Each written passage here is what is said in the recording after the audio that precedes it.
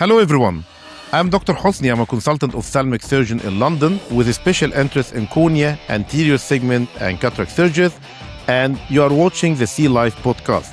Today I have one of my very good friends, and we used to have like a good days in the hospital, long good days in the hospital together with the patients, and he's one of the very good surgeons and very talented surgeons. Let's first cheer up Dr. Hosny and Ebidalla, and he is a consultant ophthalmic surgeon in Bath in the United Kingdom with a special interest of cornea, cataract surgeries and refractive surgery. Let's cheer him up all together. How are you, Muhammad? Wallah, I'm very happy to see you today. We have been preparing for this meeting since long time. And thank you and so much. We have technical issues with the cameras and stuff, and now here you are. Yeah, thank you so much. Really, always happy to see you, and thank you so much for inviting me to be with you in your podcast. Yeah, Muhammad, like you always have very good cases, and we always have when we're working together, like very eccentric cases that we do. But today it's a very, very interesting case we need to talk about. And we'll not actually do a lot of talk. I would like just to go through the video, and you will talk, and I will let you talk, and maybe I will interrupt you a little bit to ask some questions while doing the talk as well. So let me just open the video for you. So if you explain for us, Muhammad, what we are seeing now and what this video about. Yeah, so this case is a special case. It was like a DMEK for pseudophakic bullous keratopathy in a patient with Axenfeld Rieger syndrome. So the patient is 48 years old, male patient. He has some other background of he's HIV positive. This is his better eye, his vision with about 6/9 corrected distance visual acuity in this eye about a year ago. And he started developing some cataract, and he had cataract surgery. And unfortunately, the operation wasn't unsuccessful, I would say. He didn't have any posterior rupture, the posterior capsule or anything. But unfortunately, because of the very shallow anterior chamber, the very, very small cornea, he ended up with corneal decompensation. So the anterior chamber depth of this eye was 1.3 millimeters. The white to white was 1.3 millimeters. 1.3. Yeah. I feel it was really a challenging case for the cataract surgeon. Who it was done elsewhere. So when I saw him just for the cornea. That's 1.3. That's after, like, when he's pseudophakic now, or 1.3 when he was phakic, like the biometry. That's a good point. That he is 1.3 as a pseudophakic, which means that he was even smaller. Okay. Yeah, was much smaller before removing the cataract. The cornea, he had also a microcornea with white to white of about 8 millimeters. When I saw him, he had very cloudy cornea. He had a very irregular pupil with synechia. And the good point is I checked his IOP, because many of these cases have glaucoma as well. Luckily, his IOP was within normal. Mm-hmm. I managed to get his pre-operative notes and post-operative notes related to the cataract to understand what's happened and all of these details, which would be very helpful for me to plan for my DMEK. And what I understood also is he was operated on under local anesthesia, which was, for him, as he told me, he was very nervous, and I think that wasn't a good call from the surgeon, because he should have been done under general anesthesia. He's young, he's active, he's really very anxious. So and you did it under general anesthesia, Muhammad, didn't you? The very first thing I did is plan to do the operation under general anesthesia. Usually I don't do DMEK under general anesthesia. Yeah, but this case. Yeah, this case in particular I had to. Well, in this case, actually, I've done a lot of modifications of my routine DMEKs. first of all, the anesthesia type. And as we go, well, I'll let you know more about the case.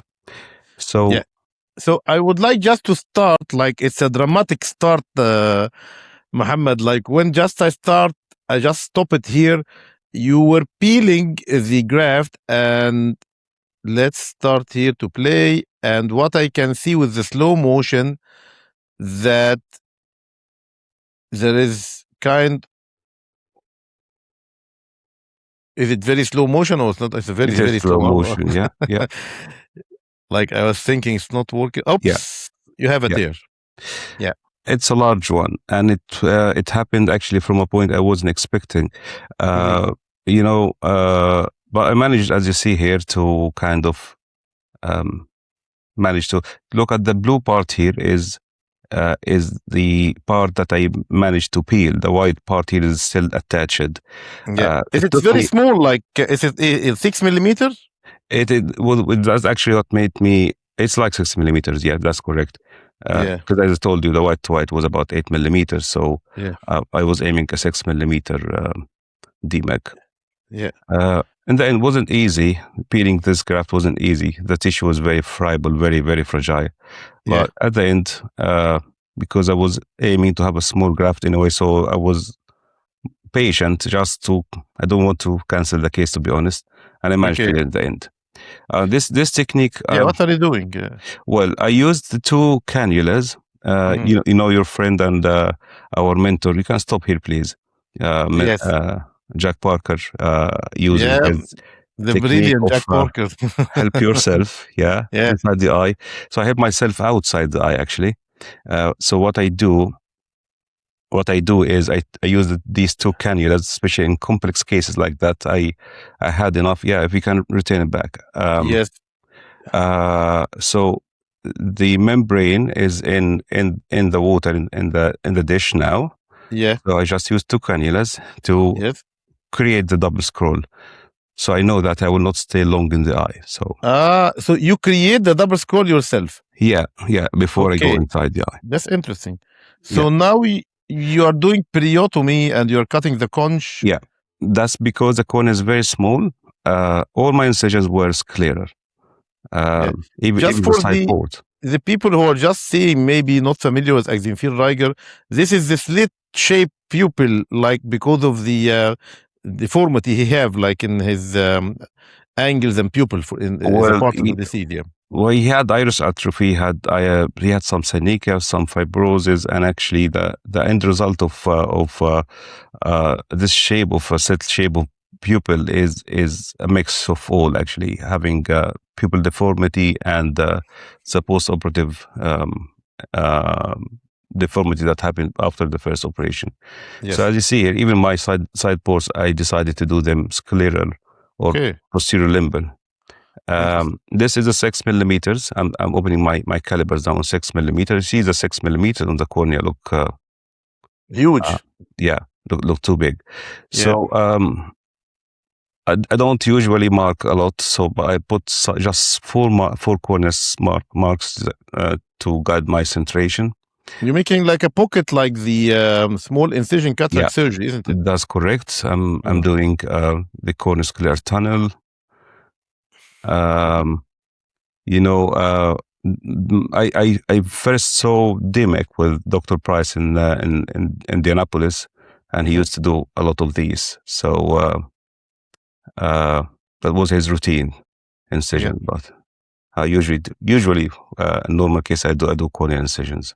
Yeah, but that's look interesting. So you decide this because already the anterior chamber, like there is nothing to get inside. It's very small. Yeah. That's correct. Okay, so now I'm trying to release some of these adhesion and synechia. These synechia are actually attached to the side ports. I use the blunt cannula, couldn't do that, so I decided now to shift to do the inferior PI. And again, I usually don't do PI, but because this pupil would be very hard to dilate, I usually dilate and you are trying to release the synechia now, Muhammad, isn't it? Yeah.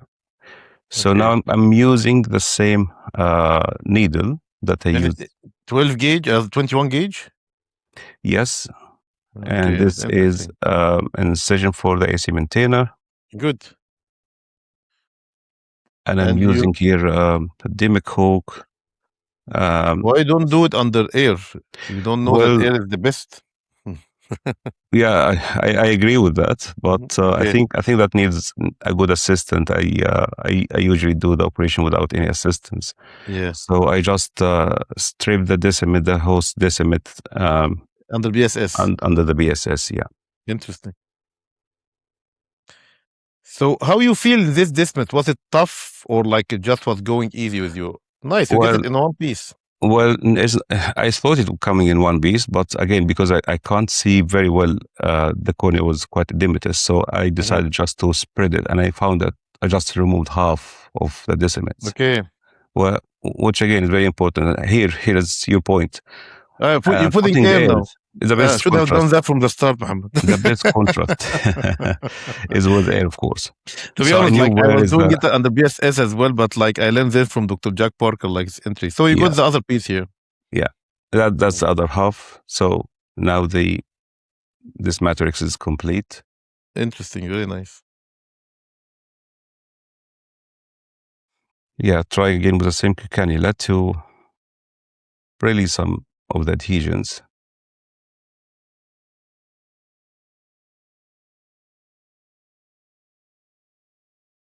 Oh, that's like fibrous bands there. Yeah. So I just cut it with it needs to be cut. I agree. Yeah. Because moving just the maybe cyclodiode or something like that, it won't cut it. Have to have something sharp. Yeah. But look nice. The pupil look better now. It looks better, and I am. To be honest, the main aim is for this operation is just to fix the cornea. But if you have any chance to fix the pupil as well, that would be great. What are you cutting now? The similar adhesion, but was on the opposite side, because I believe these adhesions were kind of related to the side ports of the cataract surgery. So the iris was stuck to them in either side. That's why the pupil was overstretched in a slit shape. Okay. Interesting. Now you put the graft. That's I put the graft, and because I know I put it in double scroll position. Yes, in double scroll position. Of course, I stopped the irrigation from the AC maintainer. Yeah. And you can see here the double scroll. Double scroll. Yeah. Yeah, you don't need a lot of manipulation in such cases, I agree. No. And already the AC is very shallow. Yeah. You didn't think of doing vitrectomy. Let me pause for a second. You didn't think of doing a vitrectomy or pars plana vitrectomy a little bit, even just behind the lens or something like that, to give yourself a space, or at least some people even give the patient Diamox pre-operative. Yeah, that's a very good point. Yes, thank you for reminding me. I've given this patient IV mannitol before I start. Okay. Yeah, it makes a big difference, isn't it? A huge difference. Yeah. Let me play again, please. So now just you are trying to do some taps just to yeah, just a few taps. That's not edited. This part is not edited. And as you see here, it's interesting. Yeah, very nice. Yeah, I find that's the best thing to do the arrow. To be honest, I do both the arrow and the mark, but the arrow make a huge difference. I had to because of my the tear that I had, so I had to convert the tear into a cut or a bite like that. Yes, I usually do F mark, and I can actually share with you my technique in marking. Yeah, because you're just suturing the. What are you suturing now? You're suturing the opening itself. Yeah. Wow, that's post-operative. That's post-operatively. That amazing. Was about 10 days post-operatively. 1 second, because you deserve this. Okay, thank you. Nice job, man. Yeah, and I just saw this patient today. He's still very, very happy with this eye that was done about 6 months ago. What is the vision now? Hand motion 6-9. That's very good. 6-9 was pinhole. I've seen him today, still doing very, very well with this eye, and he came to see me today in the cataract clinic to do his other eye. Hopefully, we'll end up with doing just cataract without the need to do anything with the cornea. Yes. So, for the other eye, it doesn't have like this. It's the same disease. It's very advanced as The the other same, eye. yeah. I might share with you some picture of his other eye if you like. Do you have? Yeah, I have. But I don't think we have here the sharing option here. So it's fine. We can share it later. Okay, we can share it in the other. When you do the other eye, we need to do another video for it. Of course. But it's a really good case and very challenging. Some people claim that this kind of cases, it's complex cases, it's not supposed to be for DMEK, and it's better to go for DSEK. I have my own opinion that because I'm from the school of the Parker Cornea a little bit, which we can do, not me at least, like if they can do DMEK for like if the cornea even is like very white or something, that doesn't matter. So what do you think yourself about this? Do you do DSEK recently? Have you done this DSEK recently? In a year and a half, in the last year and a half, maybe 2 years, I've done just only 2 DSEKs. And for what reason? Why did it? Well, as you mentioned, because I think DMEK can fit all the indications of DSEKs. We just go for DSEK when we really feel like it's very, very challenging. We think like we cannot do DMEK because of poor visualization, or because of irregular structure of the anterior chamber, or because of vitrectomized eye, or stuff like that. That when you think like DMEK will be more complex. But I think as any surgeon can build their own experience, they will automatically like think of DMEK before DSEK. So yeah, I think in this case in particular, because of the very shallow anterior chamber, I wouldn't like to do DSEK, to be honest. DMEK was quite fun to do in this case, because actually I think the planning made a big difference. Making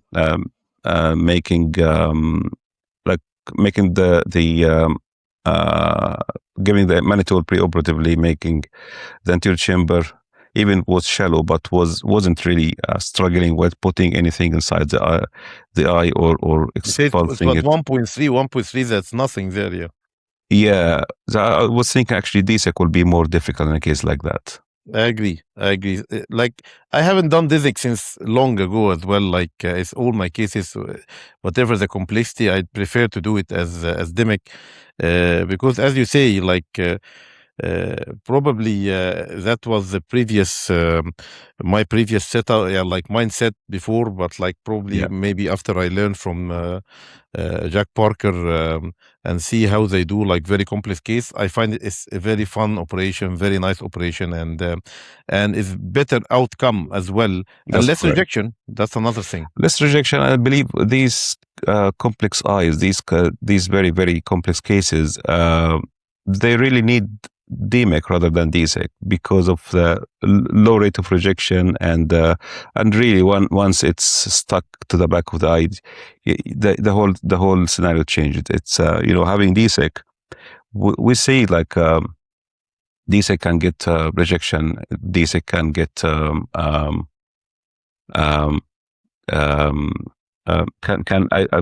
my own experience, I found like post-operative glaucoma with anterior keratoplasty with DSEK cases is more than with DMEK cases. I don't recall any patient that I have done DMEK for ended up with any long-term problem. But I think DSEK is the scope of indication is getting smaller now. Yes, I agree. So I think some people only do it now just for the as a graft, and it's a good idea to do it as a graft from below, from behind. It's an easier way than removing the whole cornea and stuff like that. So still it will have indication. Nobody knows. Maybe later we'll have something more delicate than the DMEK. Maybe it will be widespread, the injections of the cell, or even I was talking to the bank in Alabama. They were thinking about probably it's about to be done. I don't know. They were thinking seriously about something to put a collagen sheet and implant the the cells on the collagen sheet, so you have kind of unlimited DMEK. You don't need to do like kind of like donors or something. It will be some renewable source of this. Well, thank you very much. That's an amazing surgery, Muhammad. Thank you. As usual, like we see with you, this kind of very nice and good surgeries.